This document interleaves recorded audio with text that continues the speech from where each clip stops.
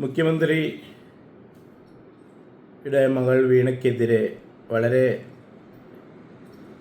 ശക്തമായ തെളിവുകൾ ഇഡിക്ക് കിട്ടി എന്നുള്ള വാർത്തകളാണ് നമ്മൾ ഇപ്പോൾ കേട്ടുകൊണ്ടിരിക്കുന്നത്. സത്യത്തിൽ തെളിവുകൾ എന്നോ രേഖപ്പെടുത്തി വച്ചിരിക്കുന്ന തെളിവുകൾ ഇഡിയുടെ കയ്യിലുണ്ട് എന്നുള്ളതാണ് സത്യം.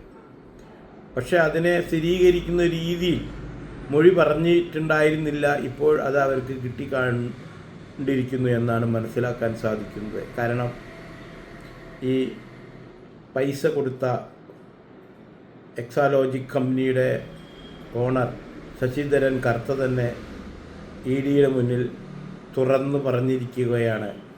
യാതൊരു സേവനവും തരാതെ തന്നെയാണ് ഞാൻ വീണയുടെ കമ്പനിയായ എക്സാലോജിക്കിന് പൈസ കൊടുത്തുകൊണ്ടിരുന്നത്.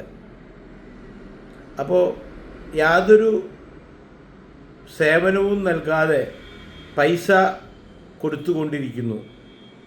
ഈ എക്സാലോജിക്കോ വീണയോ ശശിധരൻ കർത്തയുടെ മരുമകളോ അമ്മായിയുടെ മകളോ ഒന്നുമല്ലല്ലോ, സ്വന്തം മകളോ ഒന്നുമല്ലല്ലോ. അപ്പോൾ വെറുതെ പൈസ കൊടുക്കുന്നു. അപ്പോൾ എന്തിനാണ് വെറുതെ പൈസ കൊടുക്കുന്നതെന്ന് ചിലപ്പോൾ ഉദ്യോഗസ്ഥർ ചോദിച്ചപ്പോൾ ഞങ്ങൾ തമ്മിലുള്ള പരിചയം, ആര് തമ്മിൽ, മുഖ്യമന്ത്രി പിണറായി വിജയനുമായിട്ട് വളരെ ക്ലോസ് ഫ്രണ്ട്ഷിപ്പ് ഉണ്ട് എന്നൊക്കെ പറഞ്ഞിട്ടുണ്ട്. അപ്പോൾ ഇതിൽ നിന്ന് നമുക്ക് പൊതുജനത്തിനും ഉദ്യോഗസ്ഥന്മാർക്കും ഊഹിച്ചെടുക്കാൻ കഴിയുന്ന ഒരു കാര്യം, ഈ കരിമണൽ കൊള്ളയടിക്കാൻ, കോരിക്കൊണ്ടുപോകാൻ സഹായം ചെയ്തു കൊടുത്തു മുഖ്യമന്ത്രി എന്ന് തന്നെ നമുക്ക് ഊഹിക്കേണ്ടതായി വരുന്നു.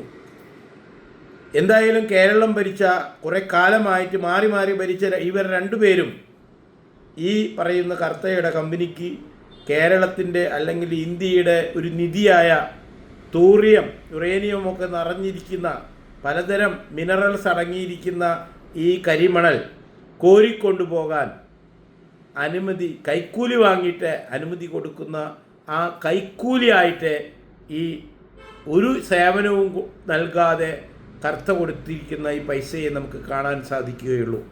അതിന് യാതൊരു സംശയവും വേണ്ട. അല്ലാതെ എന്തിനാണ് കർത്ത ഇവർക്ക് പൈസ കൊടുക്കുന്നത്? അപ്പോൾ ഈ കരിമണൽ കോരിക്കൊണ്ടുപോകാൻ വേണ്ടി അതിനുള്ള അനുമതിക്ക് വേണ്ടി ആ പൈസ കൊടുക്കുമ്പോഴാണ് ഈ അനുമതി കൊടുക്കുന്നത്. ഇത്രയൊക്കെ ലഹള ഉണ്ടായിട്ടും, അതായത് ഇപ്പോൾ ഭരിക്കുന്ന പാർട്ടിയിലെ ഒരു തലമുത്ത നേതാവാണ് വി എം സുധീരൻ. അദ്ദേഹം പണ്ട് കാലത്ത് തന്നെ ഈ കരിമണൽ കോരിക്കൊണ്ടുവന്നതിന് എതിരായിട്ടുള്ള ഒരു മനുഷ്യനാണ്. ഞാൻ മനസ്സിലാക്കുന്ന അന്നത്തെ വ്യവസായ മന്ത്രി പി കെ കുഞ്ഞാലിക്കുട്ടിക്കൊക്കെ എതിരെ വളരെ ശക്തമായിട്ട് തുറന്ന് സംസാരിച്ചിട്ടുള്ള ഒരു സത്യസന്ധനായ കോൺഗ്രസ് നേതാവാണ് പി എം സുധീരൻ. അദ്ദേഹം ഇപ്പോൾ ഈ പ്രശ്നങ്ങളൊക്കെ നിലനിൽക്കുമ്പോൾ ഈ എക്സാലോജിക്കിൻ്റെ വിഷയമൊന്നും അദ്ദേഹം സംസാരിച്ചിട്ടില്ല കേട്ടോ, അത് വേറെ കഥ. ഇപ്പോൾ ഈ പുതിയ മന്ത്രിസഭ വീണ്ടും പറയുന്നു പുതിയ കമ്പനികൾക്ക് കൂടി കരിമണൽ ഖനനം നടത്താനുള്ള ലൈസൻസ് കൊടുക്കും എന്നൊക്കെ പറഞ്ഞിട്ടുണ്ട്. അത് കേട്ടപ്പോൾ വീണ്ടും സതീശൻ ഇറങ്ങിയിട്ടുണ്ട്, സംസാരിച്ചിട്ടുണ്ട്, അതിനെതിരെ പ്രതികരിച്ചിട്ടുണ്ട്. അത് രസം എന്താ അറിയോ, ഈ സതീശനെ മുഖ്യമന്ത്രിയാക്കാൻ പ്രധാനമായിട്ട് അതിൻ്റെ പിന്നിൽ നിന്ന ഒരു വ്യക്തിയാണ് സുധീരൻ. ബാക്കിയുള്ള എല്ലാ MLA-മാരും കോൺഗ്രസ് നേതാക്കളും സതീശനെ മുഖ്യമന്ത്രിയാക്കണമെന്ന് ഒരു തരത്തിലും പിന്തുണയ്ക്കാത്ത സമയത്ത് പോലും സതീശന് വേണ്ടി വാദിച്ച ഒരാളാണ് സുധീരൻ. ആ സുധീരനാണ് ഇന്ന് സതീശൻ കരിമണൽ ഖനനത്തിന് വീണ്ടും പുതിയ കമ്പനികൾക്ക് ലൈസൻസ് കൊടുക്കുമെന്ന് പറഞ്ഞപ്പോൾ, അതായത് സുധീരനറിയാം ഇത് നമ്മുടെ നാടിൻ്റെ സ്വത്താണ്, ഈ നാടിന് പല ഭാവിയിലെ പ്രൊജക്റ്റുകൾക്ക് ആവശ്യമുള്ളതാണ് എന്ന് സുധീരനല്ല ഇവിടെ വിവരമുള്ള എല്ലാവർക്കും അറിയാം. അതുകൊണ്ട് തന്നെയാണ് ഇത് ഇവിടുന്ന് കൊണ്ടുപോകരുത്, ഇത് നമുക്ക് തന്നെ ഇവിടെ നമ്മുടെ ക്രൂഡ് ഓയിലും അല്ലെങ്കിൽ LPG ഗ്യാസൊക്കെ ഒന്നും വരുത്താതെ ഇതിൽ നിന്ന് തന്നെ നമുക്ക് പ്രൊഡക്ഷൻ ഉണ്ടാക്കി ഇത് ഇവിടെ തന്നെ ഉപയോഗിക്കാൻ പറ്റുന്ന വലിയൊരു സംഭവമാണ്. അല്ലാതെ ഇതിന് വളരെയധികം സാധ്യതകൾ വേറെയുണ്ട്. അതിനാണല്ലോ ഇത് കോരിക്കൊണ്ടുപോയി യൂറോപ്യൻ രാജ്യങ്ങളും മറ്റും ഉപയോഗിക്കുന്നത്.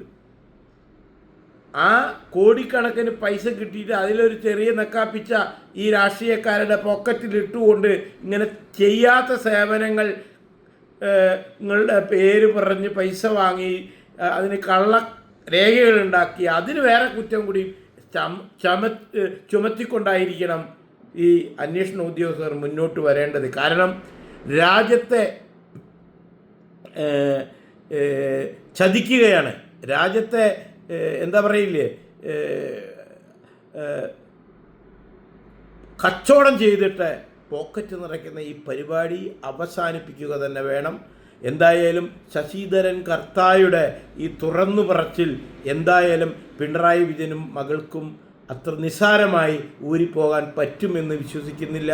കാരണം അവർ ഉണ്ടാക്കിയ കള്ളരേഖകളും ഇനി പ്രശ്നമാവും. ഈ ശശിധരൻ കർത്തയുടെ വാചകങ്ങളും കൂടി ഒരിക്കലും ചേരാത്ത തരത്തിലുള്ള ഒരു നീക്കമാണ് ഇപ്പോൾ ഉണ്ടായിരിക്കുന്നത്. ഇത് കൂടുതൽ തെളിവുകളിലേക്ക് വരുമെന്നതിന് യാതൊരു സംശയവും വേണ്ട. എന്തായാലും അടുത്തു തന്നെ പിണറായി വിജയനെ വീണ്ടും വിളിച്ചു കൊണ്ടുപോയി ചോദ്യം ചെയ്യുമെന്നാണ് ഞാൻ കേൾക്കുന്നത്. എന്തായാലും ഈ രാജ്യത്ത് ഇത്തരത്തിലുള്ള കൈക്കൂലി കള്ളത്തരങ്ങൾ ചെയ്യുന്ന എല്ലാവരെയും തന്നെ, ഒരാളെയും തന്നെ വിട്ടുകൊടുക്കരുത്, അവരെ വെറുതെ വിടരുത്. കറക്റ്റായി മധ്യത്തിൽ തന്നെ കൊണ്ടുവന്ന് ചോദ്യം ചെയ്ത് തക്കതായ ശിക്ഷ കൊടുക്കണം. എനിക്ക് സങ്കടം അതല്ല, അന്ന് ED വന്നപ്പോൾ തിരുവനന്തപുരത്ത് വെച്ച് ആ ED ഉദ്യോഗസ്ഥരുടെ കാറ് തല്ലി തകർത്തിട്ട് ആ 32 പേരിന്ന് കൂട്ടിലാണ്. ആ 32 പേരുടെ മഹാ കട്ടപ്പുക തന്നെയാണ്. കാരണം ഈ പാർട്ടി ഇനി അതിൽ തലയിട്ട് അവരെ ജയിലിൽ നിന്ന് ഇറക്കി കൊണ്ടുപോകുമെന്ന് ഞാൻ വിശ്വസിക്കുന്നില്ല. ഇതിൽ ഏറ്റവും സങ്കടകരമായ കാര്യം, ആ കാറ് ഒരു CPM പ്രവർത്തനമാണെന്ന് ഞാൻ വിശ്വസിക്കുന്നത്. ആ വാടകയ്ക്കെടുത്ത കാറാണ് ED ഉദ്യോഗസ്ഥർ. കാരണം പലപ്പോഴും കേന്ദ്ര ഗവൺമെൻറ് ഉദ്യോഗസ്ഥന്മാർ ഇത്തരം ജോലികൾ ചെയ്യാൻ പോകുമ്പോൾ ഇങ്ങനെ പ്രൈവറ്റ് കാറുകൾ വാടകയ്ക്കെടുത്ത് അവരുടെ ബോർഡ് വെച്ച്, അത് എല്ലാ ഡിപ്പാർട്ട്മെൻറ്റിലും കാണും. അങ്ങനെ വാടകയ്ക്കെടുത്തൊരു കാറായിരുന്നു. ആ കാറാണ് ഇവർ അടിച്ചു പൊളിച്ചത്. എന്നിട്ട് അവർ തന്നെ അത് സഖാവാണെന്നൊക്കെ മനസ്സിലാക്കിയ ഒരു പാവം, സഖാവിൻ്റെ കാര്യം വിടൂ, ഒരു പാവം ടാക്സി ഡ്രൈവർ അദ്ദേഹത്തിനെ പോയി കണ്ട് പാർട്ടി പറയുന്നുണ്ട്, ഞങ്ങളത് ആ പ്രശ്നം, നിങ്ങൾക്കുള്ള കാറിൻ്റെ നഷ്ടം ഞങ്ങൾ അയച്ചു തരും. കാരണം കാറിൻ്റെ അടവുണ്ട്, പലതരം പ്രശ്നമുണ്ട്. ഒരു ചുക്കും പാർട്ടി ഇതുവരെ ചെയ്തിട്ടില്ല. 800 കോടി വയനാട്ടിൽ പിരിച്ച കാശൊക്കെ അവരുടെ കയ്യിൽ ഇരിക്കുകയാണ്, പലതരം വെട്ടുകാശ് കൊള്ളക്കാശൊക്കെ. എന്നിട്ടും ആ ഒരു പാവം ടാക്സി ഡ്രൈവറെ കാറ് നന്നാക്കി കൊടുക്കാൻ ഒരു തീരുമാനവും എടുത്തില്ല എന്ന് മാത്രമല്ല, ഇപ്പോൾ ED ഉദ്യോഗസ്ഥരാണ് ആ പാവത്തിൻ്റെ കാറിൻ്റെ എല്ലാ കാര്യങ്ങളും ചെയ്തു കൊടുത്തത് എന്നാണ് ഞാൻ മനസ്സിലാക്കുന്നത്.